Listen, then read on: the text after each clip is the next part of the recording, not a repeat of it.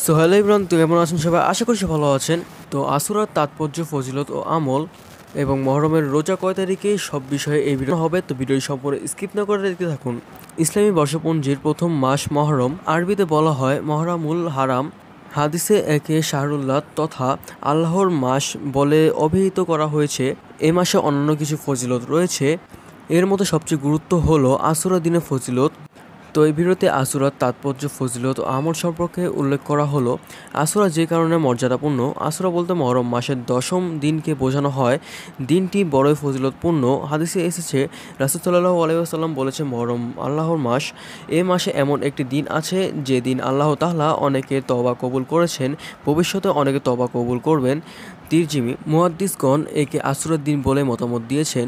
তো আশুরার ঘটনা আপনারা অনেকে কম বেশি জানেন, তো এটি আর না বলা যাক, তো ডাইরেক্ট ভিডিওতে যাওয়া যাক। তো এখন বলি আশুরার রোজার ফজিলত কয়টি।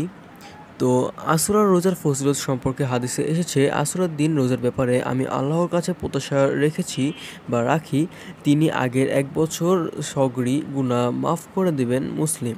আরেক হাদিসে এসেছে, হযরত আব্দুল্লাহ ইবনে আব্বাস রাদিয়াল্লাহু তাআলা আনহু বলেন, আমি রাসূল সাল্লাল্লাহু আলাইহি ওয়াসাল্লামকে আশুরার দিনের চেয়ে গুরুত্ব দিয়ে অন্য কোনো দিন রোজা রাখতে দেখিনি এবং রমজান মাসের চেয়েও অন্য কোনো মাসে এত গুরুত্ব দিয়ে রোজা রাখতে দেখিনি।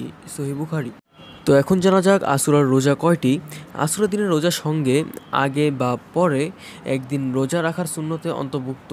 তো ইহুদির সঙ্গে না মেলানোর জন্যই রাসূল সাল্লাল্লাহু আলাইহি ওয়াসাল্লাম আশুরার আগের দিন বা পরের দিন রোজা রাখার ব্যাপারে তাগিদ দিয়েছেন।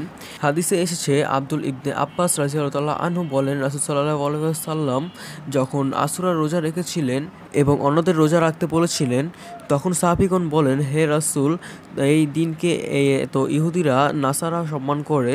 তখন নবীজি বলেন, তাহলে আগামী বছর আমরা 9 তারিখেও রোজা রাখবো ইনশাল্লাহ। কিন্তু সে আগামী বছর আসার আগে নবীজি ইন্তিকাল হয়ে যায়। মুসলিম। হযরত ইবনে আব্বাস রাদিয়াল্লাহু আনহু 9 ও 10 তারিখে রোজা রাখার কথা বলতেন। ইমাম শাফিঈ, আহমদ ও ইসহাক এর মতো গ্রহণ করেন। তিরজিমি।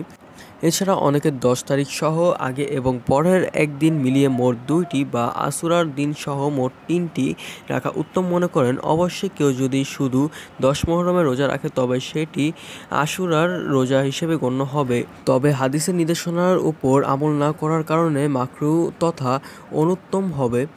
এজন্য আলিমগণ বলেন মহরমের 9 ও 10 তারিখ অথবা 10 ও 11 তারিখ রোজা রাখাই উত্তম। সো এভরিওয়ান, আপনারা এই আশুরা সম্পর্কে আর কিছু জানতে চান কিনা তা আমাদেরকে কমেন্ট করে জানাতে পারেন। তো ভিডিওটি ভালো লাগলে চ্যানেলকে লাইক, শেয়ার এন্ড সাবস্ক্রাইব করে রাখবেন। আর হ্যাঁ, যে কোনো ভিডিও সবার আগে পেতে চ্যানেলকে বেল আইকন প্রেস করে অল করে দিবেন। তো ভিডিওটি সম্পূর্ণ স্কিপ না করে দেখার জন্য আপনাকে অনেক অনেক ধন্যবাদ।